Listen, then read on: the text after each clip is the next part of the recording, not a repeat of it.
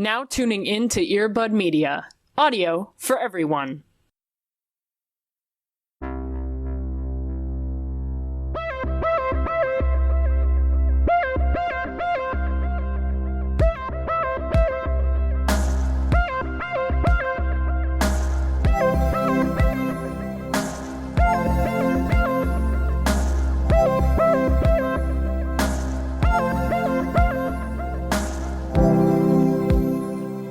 Basically, I mean, even though I am an air sign, I mean, look at my chart. I am a water sign, so I'm in it always for the drama. So you're just pointing to like a PowerPoint behind you. It's like, look at this. Like, I'm a water sign. Like, I know we're focused on this up here, but look at all this. I won't sit with you all at the lunch table, but like, I do identify. So. I'll just make eyes at all of you. I'll just be in your group chat, but I won't be sitting with you all. Yeah, I'm in all... Sure, my whole life in high school was in everyone else's group chats.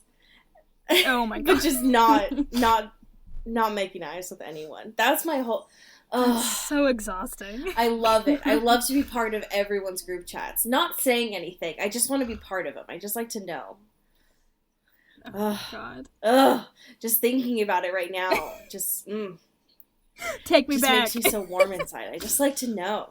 Good Lord. Welcome to Into the Twilight, our drama podcast. Welcome. Yes, it's a narrative fiction podcast. Yeah. About being in group chats in middle school.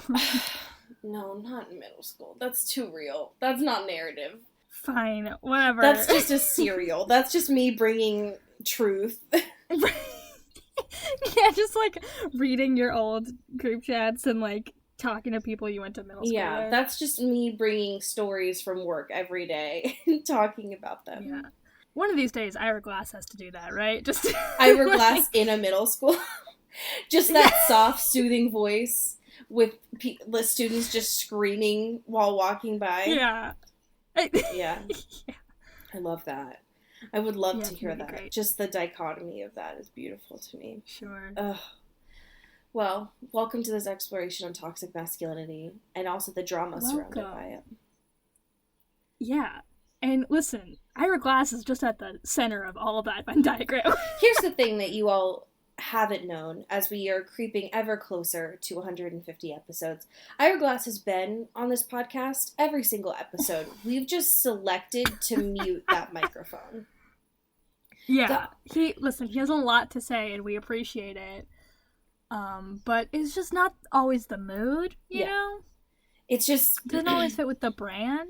Yeah, instead of making those like bleeps that you do when curse words happen, we found that was disruptive to our audio. So Cody decided and brought to the table during our meeting that we decided just to mute Ira's audio because it wasn't offensive. It just didn't fit with our personal brand.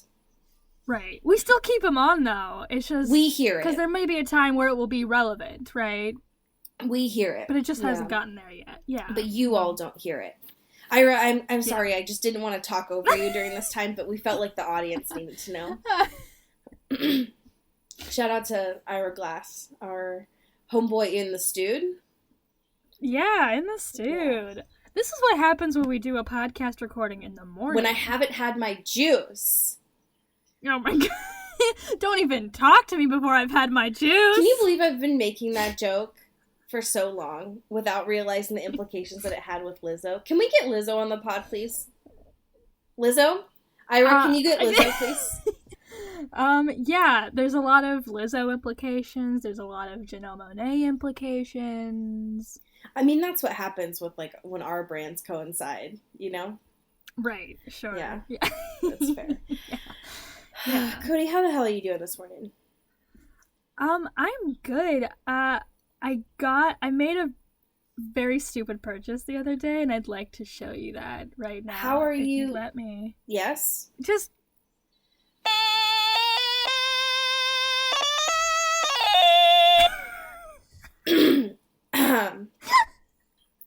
Now, did you just unmute Ira's mic? That's what he sounds like, yes. Ira, I didn't. just him screaming. I want you to know that my cat Spooks is now so perched. He's looking at me with eyes like, you just disturbed me. I'm sorry. I just want to take you behind the bit, listeners, of where I'm at when this just happened. Yeah. And also, if you are on transportation, on the bus, I'm sorry. If you are driving, I hope that you did not just crash. What the actual fuck was that? It's a stylophone. It's like just definitely not gonna Google that right now. So. Yeah, no, Google it. It was popularized. I mean, I think it was made in the 60s. It was popularized because David Bowie made Space Oddity with it. And it's like a little digital like keyboard, but it's like metal, and it's like with a stylus, and it just like makes crazy robot noises. Yeah, the first thing that comes up is Bowie's name. It's a synth is what it's... Yeah, it's like a little synth. I don't like that you have this power. And my immediate reaction is that I need to get something. This just becomes dynamic banter where we have like horns and just like making noises in competition with one another. Yeah, I mean, I'm proud of... Thank you for getting one of these. I'm just gonna look on Amazon for how much a soundboard costs really quick. I just think this opens a lot of opportunities for the podcast. Like, if I wanted to make like a cool theme song for a fake game show that I love to do, or if you make a really funny joke and I can just be like, you did it. Like, yeah, that's really gonna... I think it adds a fun element, you know? I mean, I think that the whole thing about, like, our fan fiction time at the end is that I'm doing something that you don't know, and that gives me a lot of power, but now you have power, and I don't know about it, and that... I don't like that. And so that makes me feel like you probably feel, and I don't... Yeah, welcome to the last 3 years of my life, Allie. I'm happy for you.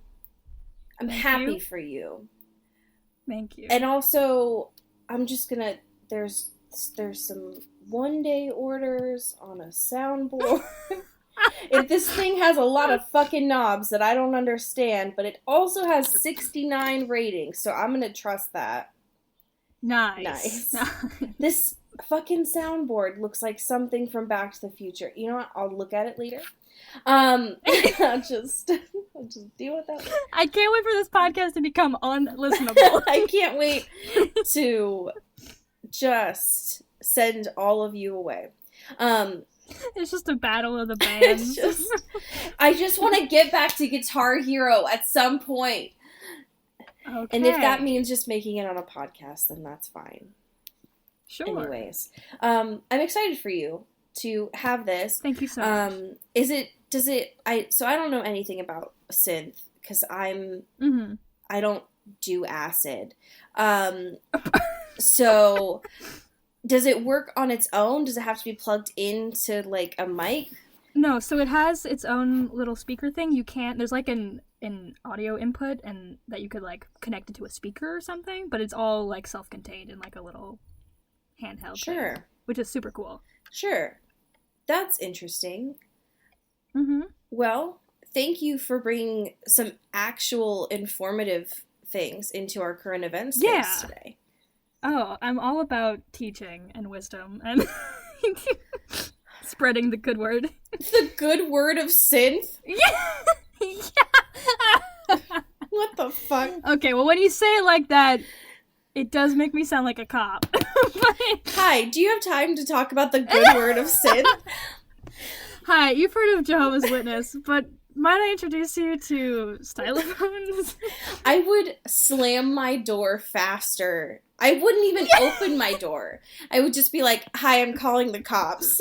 Get your music box out of my property. Yeah, that would be fair and understandable. That would be worse than carolers, because there wouldn't even be a holiday associated with it. It's just like, get off my lawn. Except for, I'm a millennial, so I don't own a lawn. So, Yeah, hey. Okay. Do you want to talk about actual current events? Hell yeah, I do. Actual current events. That's funny. Okay. We should talk about something that is relevant to the date and time, which is... I was pausing for you to do your music box. Oh, fuck. Sorry. Cody! Ah! One more time. Let's talk about actual current events. God, it's just awful. I could change the tune too if we wanted. That's a little bit better. The other one was... I love when it's... I also don't know how to play this. So... It sounds like... It sounds like a child's toy that's batteries are dying. Yeah, oh, for sure. Absolutely, that's what it sounds like. So, the first thing on our current events, also sorry to everyone that's listening, this one is going to be arguably unlistenable. I have no regrets. No, you shouldn't. The first thing on our docket today is that Dakota Johnson just had a birthday. Woo! Which is fantastic. So happy birthday to our love, our wife, Dakota Johnson. And to celebrate, we've got a couple of news pieces here. The first one on our audio medium that is unlistenable today is a couple of visuals. Uh-huh. And it is a piece from Hollywood Life that is 30 of Dakota Johnson's sexiest looks of all time for her 30th birthday. We love to see and it. I mean, these are quite beautiful. So they're very good. Yeah. But there's some of these, I mean, because they're from all time, they do have the good old gap. Yeah, R.I.P. Yes. But they are, you know, I just want to give a quick moment to shout out Dakota Johnson, but also her stylist, because yes, her stylist knows how to choose outfits that work on her body type. Yeah, they suit her very nicely. They do. There's hardly a time when there's something that she wears for like a red carpet that does not look good on her. So that is something that's very clear on here. There's a lot. I'm especially looking at, where was it? There was, I think it's on this like gallery. I'm looking at number 8 of 30. It's like a form-fitting Givenchy dress. And it is like one sleeve is like a see-through lace and one is not. And it is very pretty. Yeah. And like this little side tail moment. Yes. It's just like, it's very good. But yeah, it's very clear looking through a lot of these that she likes to obviously like play with color and play with shapes, but she very much likes to stick with like a plunging neckline, which works really well on her shape too. Yeah. But happy birthday to Dakota Johnson. Yeah. Happy birthday. Shout out nepotism. Oh my God. We love it. We love to see it. And also, there's some news that came out that she has started a podcast too. Hell, yeah. So it's called The Left Ear. I'm not entirely sure why it's called The Left Ear. Other than that it's a podcast about sharing survivor stories about sexual assault, which I think we briefly touched on this about a year ago. Yeah. She had posted a phone number for survivors to leave voicemail about sexual violence. And now she's like curating those, and like I think it mentioned in her Instagram post that she's like pitching the voices to protect their anonymity. But the podcast is all about sexual violence. Oh, so apparently in this caption she says the left ear is the ear closest to the heart. Oh. I mean, yeah, that makes sense. So it's like an intentional choice. Interesting. Okay. Sure. Sure. Yeah. But it's the first episode is apparently already out, but the next one is out the day that you all are listening to this, which is the 7th.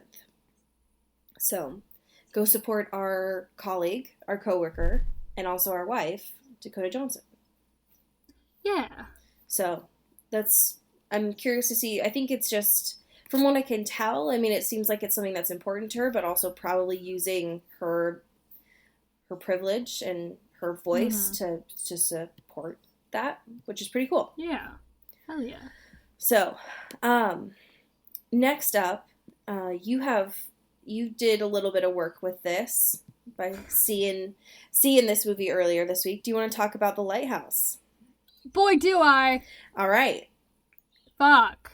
Okay. Talk about our dads. No spoilers, but it's great. And it's gross. And our 2 dads are doing their thing. And it's very good. I'm excited to see it. Yeah. It does not come out on my side of the tracks for a hot minute. Right. But I'm excited. And I've, just from seeing your brief notes that you posted on our Twitter, I am intrigued to say the least. Yeah, there's a lot of, it's very meaty. There's a lot of good stuff in there. And it's also so gross. And you just see Willem and Robert, like, just fart and poop and are covered in mud. And you're just like, yeah, this is cinema. This is it. This is great. And we will be doing a bonus Jonas on it, yes? We will, with our boy Luke, who we've talked about is probably the biggest fan of this movie. And also us. We'll have an episode. Right, and us, obviously, because we're the best. Yeah. We'll have a whole podcast just about The Lighthouse, so... I can't wait. Yeah. I cannot wait. All right, so I want to end on my favorite one of today, but let's continue on the RPATS train. Which is some sad news for me personally.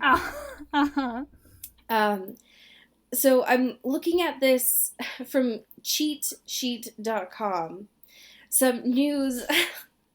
I'm imagining that this came from like a press junket talk about, since RPATS is still on this like Batman train, and also probably from the like Lighthouse talk.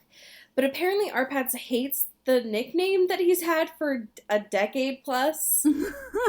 Yeah.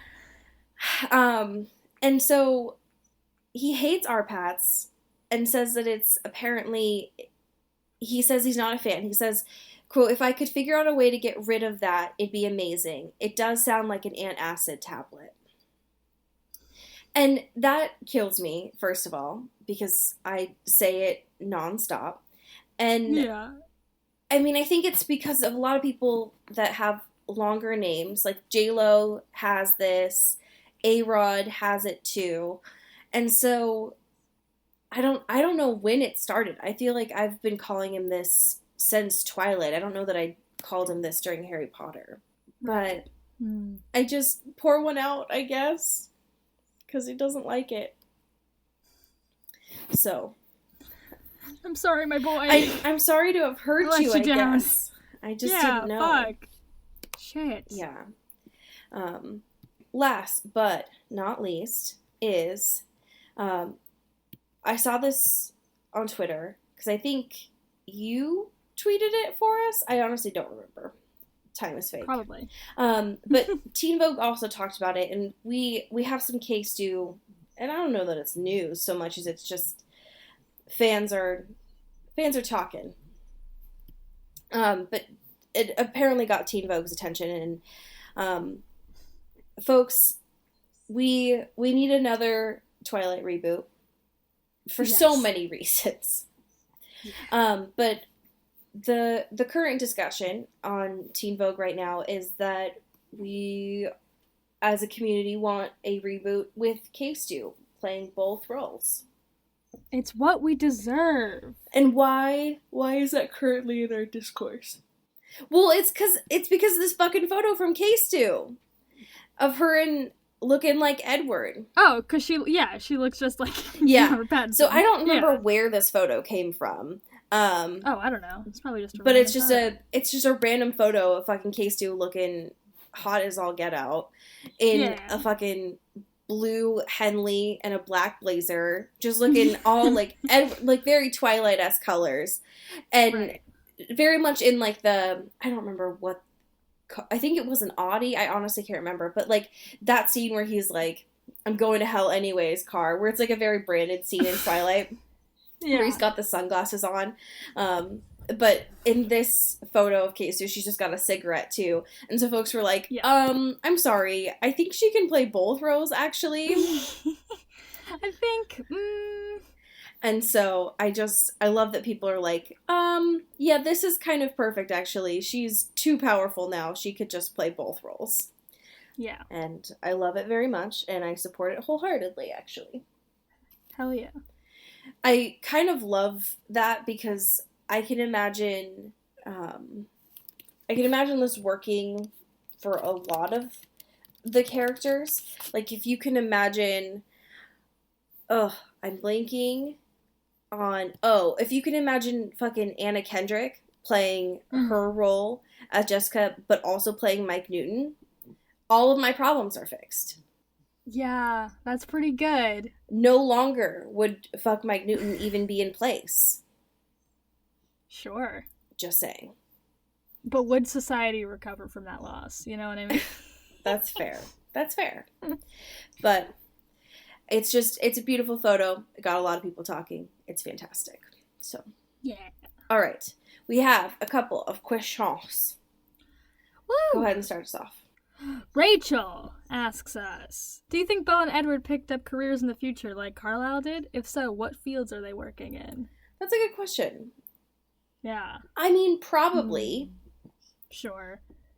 Just for... I feel like Beau would probably be like an English teacher or something. Yes. Absolutely. Probably professor, just because fuck them kids. Academia. Yeah, right, fuck them kids. And also... she would probably view high school as, like, traumatic. Sure. Oh my god. She could just go to school forever. Like, she could just keep getting PhDs and shit in everything. Absolutely. That would be the dream. That would be very good. I would... especially because you're, like... as a vampire, you're, like... I don't know. You can stay up all night and, like, keep learning. So... I could, like, get rid of my... You're really good at studying. Yeah, you could, like, I could get rid of my fucking test anxiety. How nice would that be? Yeah, that'd be pretty sick. Yeah. I think Professor would make sense for Bella. And, I mean, I'm sure Edward could probably do that, too.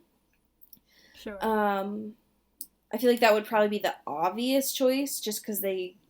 But I'm trying to choose one that's probably not that. Sure. Let me choose one that's kind of pure. I'll say music teacher. Ooh. Maybe like a fucking tutor or something for teaching kids or whatever the fuck. Yeah. Because that way, yeah, I'll do that one. Maybe he teaches kids how to play the piano or something. Yeah. But I feel like the obvious choice that a lot of them have done, because I think they mentioned this in the books, was like they went to colleges and they were either college students or professors there. Right. Okay. Next question. Why don't you read this next one?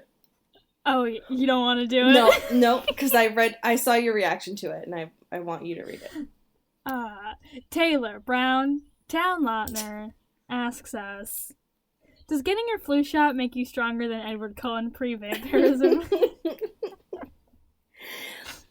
Taylor. You galaxy brain motherfucker. God. I mean... Yeah, I mean, like, it must, right? I mean... Because he's just, like, a sick, like, Victorian child. Like, ghastly pale and dying. Well, yes. And, I mean... obvious answer is yes, because he died from the influenza. Right. So it would just be kind of an asshole thing. Shit happens. Yeah. To look at him in his influenza, like in his dying bed, and be like, "What's up, motherfucker? I got my influenza vaccine." But yes, I love that a lot. Yeah. That's beautiful. I do like how you've interpreted that as you getting, like, vaccinated, like, in front of Edward while he's dying of influenza. Yes.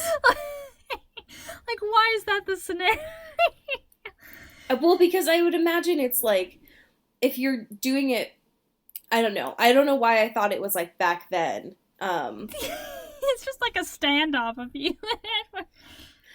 I don't know. Every time I think about Edward Cullen, I'm just imagining always fighting him, because that's just, like, what I want to do. Valid.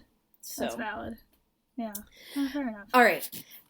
Last question is, nightmare Halloween costume.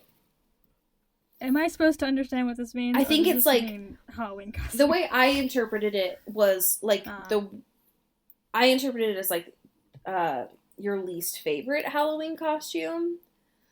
Oh. That's what I thought it was. Sure. And not, like, what you would wear in your nightmares. Right. But you can take it as whatever you want. No, sure. I've been traumatized so much over the years. And that's why I wanted to know yours. And I can't pull out a damn thing. I don't know. Pennywise really fucked me up. Sure. Like, I haven't even seen any of the It movies. I'm sorry.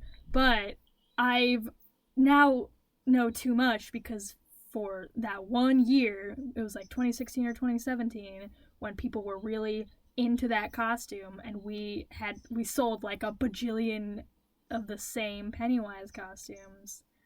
I never want to see one ever again. Yeah, I think that's fair. Yeah. Mine would be, I mean, I'm legitimately terrified of masks, and I came out and told my kids this past week, and they were like, any mask? And I was like, yes, any mask. But I think, when I think about masks that really scare me, and, like, the people behind them, I think about the kind of impetus for it, and that was, like, the Strangers movie. Oh, sure. Or, like, currently also, like, The Purge. Yeah, right. So, yeah, people in masks doing fucked up things. Purge masks especially are really horrifying. Yes. Because they just are, like, trying to look like real faces. Yes. But they're latexy and plasticky, and they're really gross and haunting. Right. Yeah. That is... No thanks. That's a hard pass for me. Yeah. Thank you and no. No thanks. Speaking of no thanks, let's talk about you. All right. Let's do it. Is there a way to play, like, a sad violin on there? Definitely not, but I'll just pitch it at the lowest volume and see what happens. Okay. That's very good. Did that work? That was pretty good. Thank you. Thank you so much. Yeah, I was thinking, like... Yeah, I have a gift. I was imagining, like, the Titanic sinking music in my head. Yeah. But that was pretty close. Yeah. That's my inspiration. You could say I have a musical mind. As much as I was very nervous about that thing, like 30 minutes ago, I'm warming up to it now. I'm glad you're turning around, because I'm having a lot of fun. Yeah, it's there's something to it that is beneficial instead of us making the music with our voices. Sure, yeah, and it's got a weird charm to it. It's fun. We're having fun. Yeah, there's benefits to that instead of us making the sounds, or my boyfriend sneezing so loud that comes across in the audio. Yeah. Bless him. Literally. Quite literally. I don't understand how people sneeze so loudly. But welcome my boyfriend to the podcast. Okay.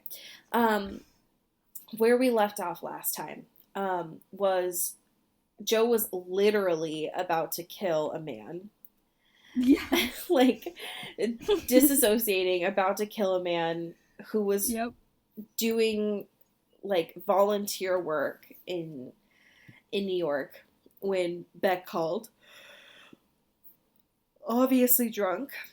And now, chapter 41 starts. And, surprise, but Beck's drunk. Wow. So, very interesting.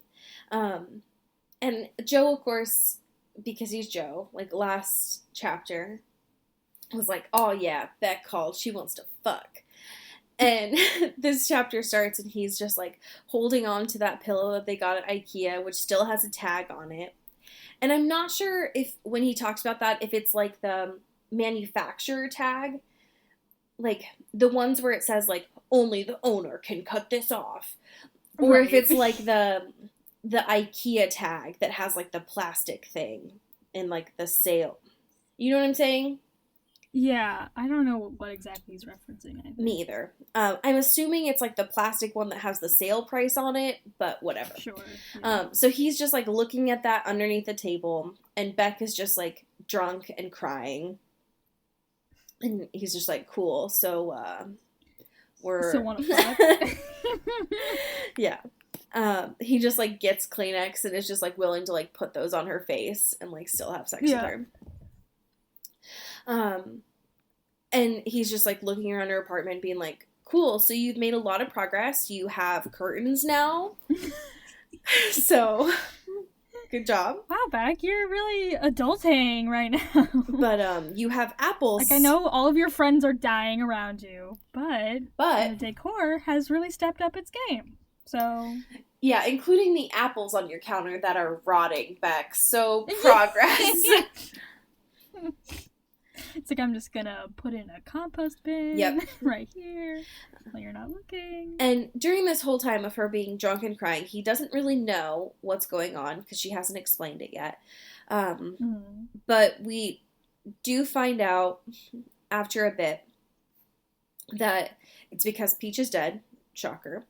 And Joe then starts to freak out because he's like, no, she's not. What? And how could that be? He starts crying. It's like a whole thing. And so he's also like, they know. Everyone knows. Oh, well, yeah, because that's the part where he's like, no, it's impossible. Like, I put a ton, like a literal ton of rocks in her pockets. And so he starts to reconsider, like, did I do my job right? And then he's like, nothing's made well anymore. Like, the zippers were plastic. They probably disintegrated. Fuck those zippers. He's, like, freaking out. And Beck starts to explain, like, they were in Rhode Island, at her place, all this stuff. And he starts thinking about, like, when I shipped her off into this jetty and, like, pushed her in, she should have, like, kind of fallen all the way through the sea to a different country. Like, that's not how this is supposed to work. Yeah. And he starts thinking about everything of, like, there were too many people in that state that I talked to. I was sloppy and talked to everyone. And what if they all got together and they know? And then he's like, oh shit, the mug of piss. So. Fuck, it all comes back. Yeah. And so Beck starts to explain about the email and that, you know, when she took off, Beck didn't know if she was serious or not. And she also says, like, for the past few months, like, I hadn't heard from her, but, you know, like, sometimes with friends, you can go ages without talking to them and everything's fine. Which, like, sometimes, but the way that she's described her friendship with Beck, or with Peach, that does not seem to have happened before. Right. And that would be a surefire signal that something is wrong. Exactly. Right. So, then, after all this worrying that Joe is doing while Peach is while Beck is talking, fuck, I can't get any names right. Beck finally says she didn't disappear, she killed herself, she committed suicide. And then finally Joe starts to, like, relax a little bit. Mm-hmm. So, Beck decides to get up and get vodka because now it is time for her to tell a story. I got a tall tale. Exactly. So, this is the part where she starts to describe that, like, all of her friends have died, and she starts to blame it on herself and not the fact that only started happening when Joe was around. Right. It's like, there's no way. I also love that she associates all of these deaths with her lying about her dad. Yes! Oh my god. And she's like, oh, well, obviously the universe is punishing me because I told people that my dad was dead when he wasn't, and now all of my friends are dying around me. It's like, what? Do you remember if she said she was raised religious or not? Maybe. Because that sounds very, like, right, sure, religious to me. Yeah. Or even, like, lapsed religious to me. Right, yeah, sure. Just indoctrinated with, divine punishment growing up. Exactly. And you were like, oh, shit, this is how life works. Yeah, because... No, it's because you have a serial killer boyfriend. Literally. That's why this is happening. Yeah. That whole scene was wild to me, but... Yeah, buck wild. But again, it makes sense because, that is how she has been taught to think by Joe. So, it makes sense to me. And so she goes on about, like, it is my fault, like, I was the last one to see her, I should have known, all this stuff. And also, she starts to read Peach's last email to Joe, which was, like, Joe, like, gets off on this because he's the one who fucking wrote the email. And so he's, like, loving it, which was very gross.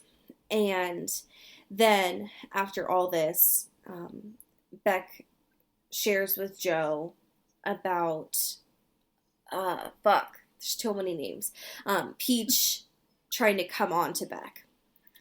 Right. And so, this is the part where Joe is, like, getting very excited because he's like, yes, you're opening up, petal by petal, it's happening. It's like, oh my god, okay. So gross. And so she starts saying, like, this was not the first time it happened.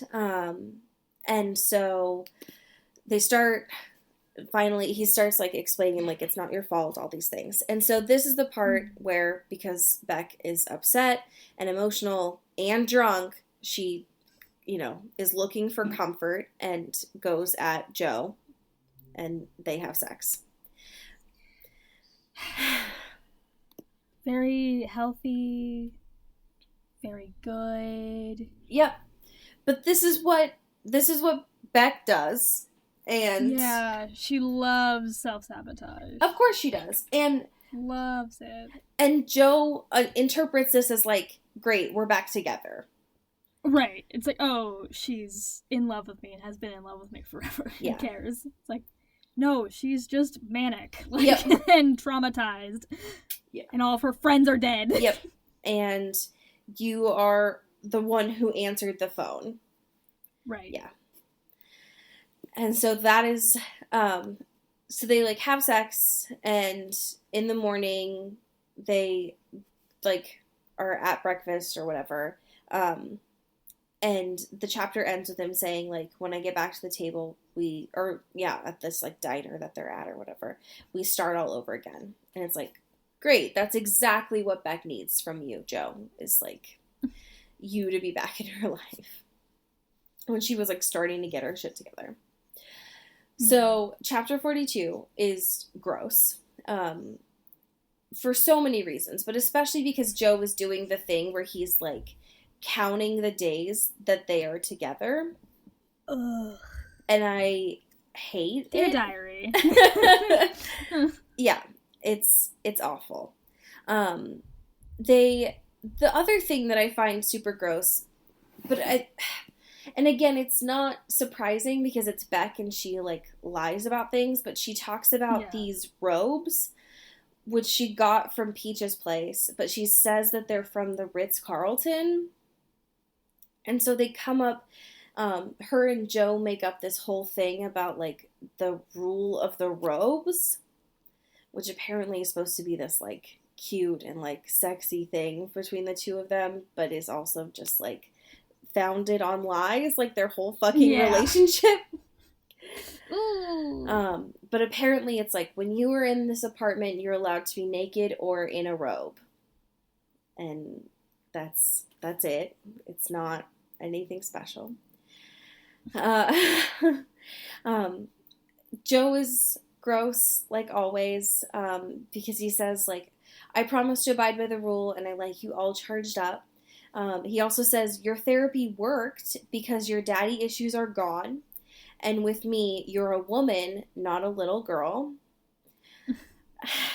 By day 5 of being together, and the way that he describes this, it's that it seems like they don't have any personal time alone from each other, which, again, very healthy, really good for boundaries.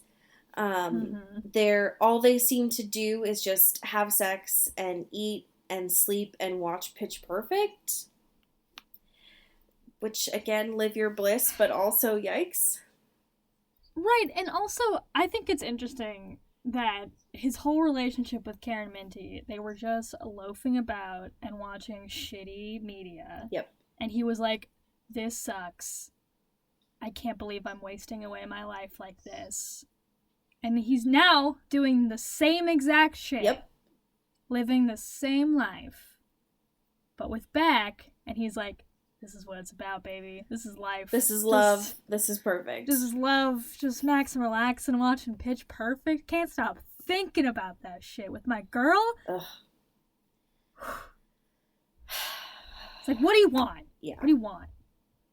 Yeah, it's, especially because, like, Karen Minty wasn't great because she was doing a lot for him, and it was not healthy for her. But this is Joe. Joseph, you're awful. Why do you ruin things? Why can you not go to a therapist that is actually, like, healthy for you? But yes, this is awful. So he apparently, there's also this part where he uses a vocab word to emphasize the fact that he's, like, smarter than everyone around Beck, even though he just went to college. And then he talks about how it's so cute of Beck that apparently she woke up in the middle of the night and left, like, a trail of crumbs and a dictionary open that was smeared with chocolate icing and cake on the counter, which, like, I don't know. I don't find that very appealing. That just seems like a recipe for ants. Yeah, that sounds like a mess. It does. It sounds like a mess. No thanks. All right. So, this is a whole thing. We should also talk about the fake Scrabble, because if I remember right, this happened earlier in the TV show. Yeah. Because that was like a preemptive to the breakup, if I remember right. Right. Yes, it was. Yeah, that, because this whole scene of, like, the everything ship and them being all lovey-dovey was, like, a lot earlier. And then, like, there were things about, like, oh, you're being weird, and then they break up or whatever. Yeah, because there was, like, that surprise birthday party for her. At the bookstore. Yeah. Okay. That's what I thought. Okay. Mm-hmm. So they make up the fucking fake Scrabble that comes up to the everything ship. There's where he makes the cake. There's also that part where she's using his toothbrush, not because she forgot hers, but just because she likes his. Gross. Beck? Not good oral hygiene. The way that he phrases it too is like, I like using your toothbrush because it's like inside of me. It's like, no! Who wrote this? I hate this. Caroline, stop. Get help. Get some help. Please make it stop. I need you to stop because we can't do this anymore. I can't keep reading things like this.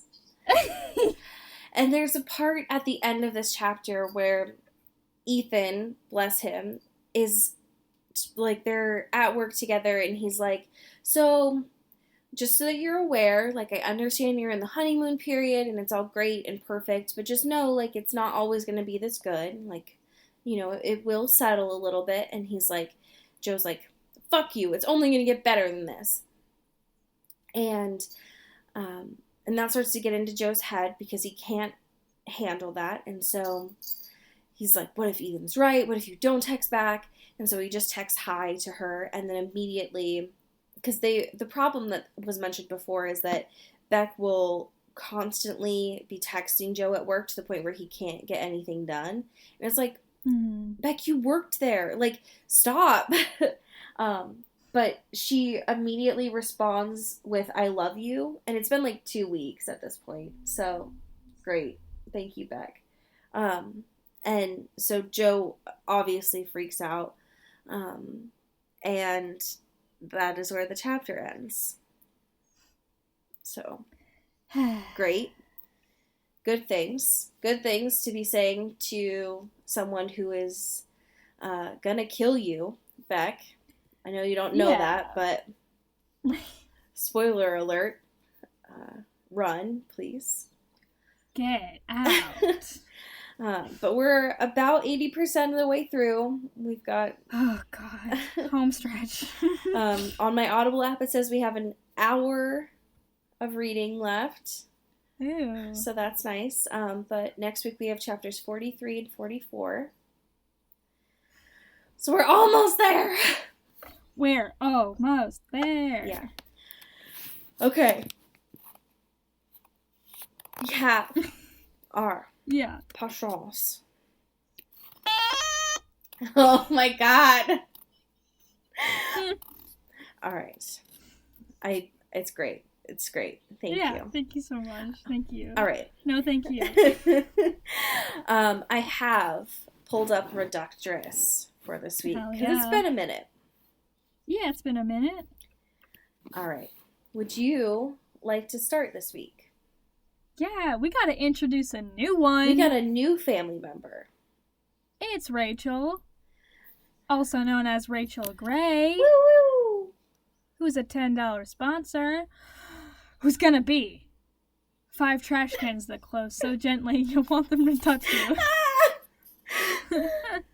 I love that one so much. It's very good. All right. Shout out to Janae Jasper. Woo! Whose name is pronounced correctly. Yes. It's been confirmed. Yes. All right. Should we really cancel the careers of men who ruined the careers of others? Shout out Kelly Beck. Woo-woo! Who's gonna be... How to remember the person you were before you got this sick leather jacket. Oh my god. Okay. Shout out to Sophia Salinger.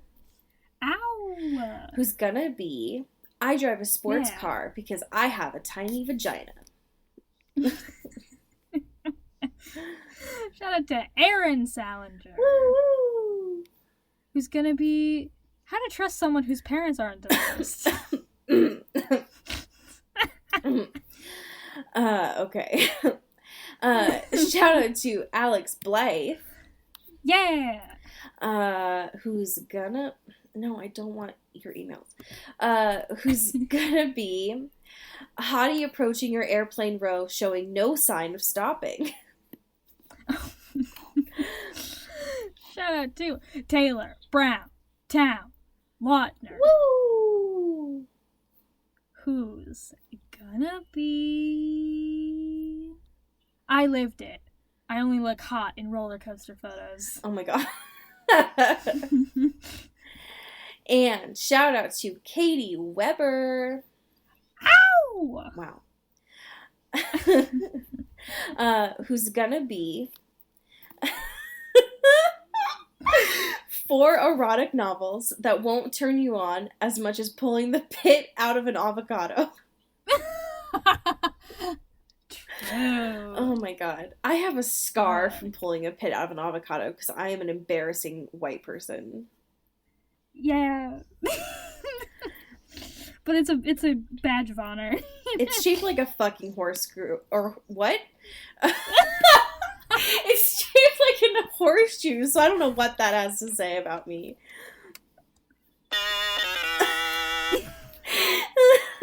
Alright, so we have our fan fiction, and I chose this one specifically.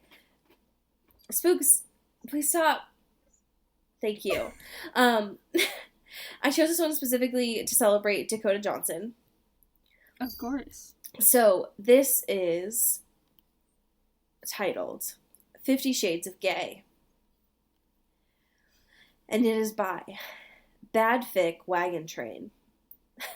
I think that's her name. Okay. And it was published on December 21st, 2013. And here is the summary. Kate Kavanaugh is worried about Anna's new relationship with Christian Grey, mostly because she knows she could do it so much better. And this has 2,000 words. I will read all of them for you now. Stop! Okay. No, I won't, but alright. Let me... Spooks, don't scream. It's just a fan fiction. It's fine. Okay. Alright, there we go. Alright. Anna, my best friend Kate Kavanaugh pushed open the door, peering in. Got a minute to talk? Oh no, I thought. The patented Kate Kavanaugh evening interrogation. What'd she call it? Talking? Ugh, out loud. Sure, you're my best friend. We've got a whole weekend ahead of us, Kate exclaimed. What do you want to do? Great. The Kate Kavanaugh free time merriment planner. I just barely stopped myself from rolling my eyes. That was a bad habit, I knew. Christian Grey had told me. I can feel myself blushing furiously at the very mention of his name. Oh, Christian wanted me to meet with him. All weekend? Disappointment was written plain on Kate's face, and I braced myself for a full-force Kate Kavanaugh expression of disappointment concern. I mean, what did you guys do all weekend? Don't tell her. My inner goddess was in... Oh, God, I forgot about that. My inner goddess was in an uproar, sticking both middle fingers in the air at Kate and her impertinence. We talk. Anna, Kate sighed. Look, I've been with guys like that. Told me I couldn't talk to anybody about what we were doing. It was controlling, and he didn't respect me. My subconscious was nodding in agreement and swatted at the traitor bitch, sparring a moment to wonder how I was aware of a mental construct defined specifically by an individual's inability to perceive it. It's not like that, Kate. It's so wild. So... Kate shrugged. You're enjoying sex. Lots of women who were raised to believe that their vaginas were made just for pleasing men and pushing out babies are surprised by that. I realized I was biting my lower lip. Stop that, I admonished myself. There's so many things about you you're wrong, Anna. You don't understand, Kate. He's Grey. Well, yeah, that's his name. Confusion crossed Kate's face for a moment. Oh, it's a pun, because his name is Christian Grey, and he's all edgy and morally ambiguous. Good one. My inner goddess nods in agreement, pleased at how I put that together.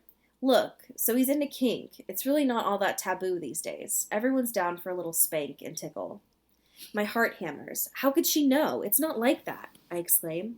Seriously? The Kate Kavanaugh eyebrows of complete and utter disbelief are in full effect.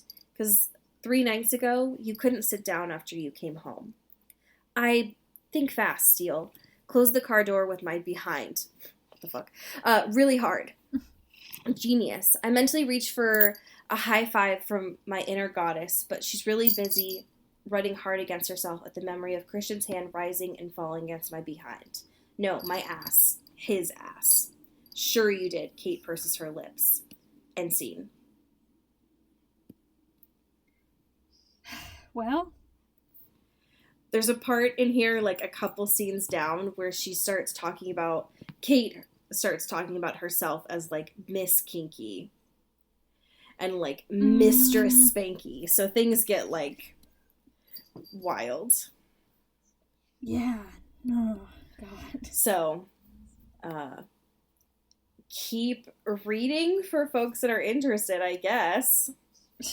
Sure, yeah. Stay tuned. Yeah. But I won't. No. Because I don't. That's just part of the job. Well, there's something that we have learned, and it's, as we say in Seattle, get bit and get whipped. Ow! Ow! On some wolf shit. Well, in all forms. In all forms except physical, I am a wolf. This is an Earbud Media production. You can find us on Twitter at Earbud Media and listen to the rest of our shows. You can find this show on Twitter at Into the Twilight, as well as intothetwilight.show. You can send us an email at intothetwilightshow@gmail.com. You can also become a sponsor of the show or buy some merch at intothetwilight.bigcartel.com. Our art is done by Maddie Padilla, who you can find at YourGhostHost44 on Instagram, and our music is done by Eli Krause, you can find at Eli Sauerkraus and KrausFilms.com. The intro and outro is by KB Smith, who you can find at KB__Smith on Twitter. You can find Allie on Twitter at Into Wild Places, and you can find me at Dyke Discourse. You've been listening to Earbud Media Production. Earbud Media. Audio for everyone.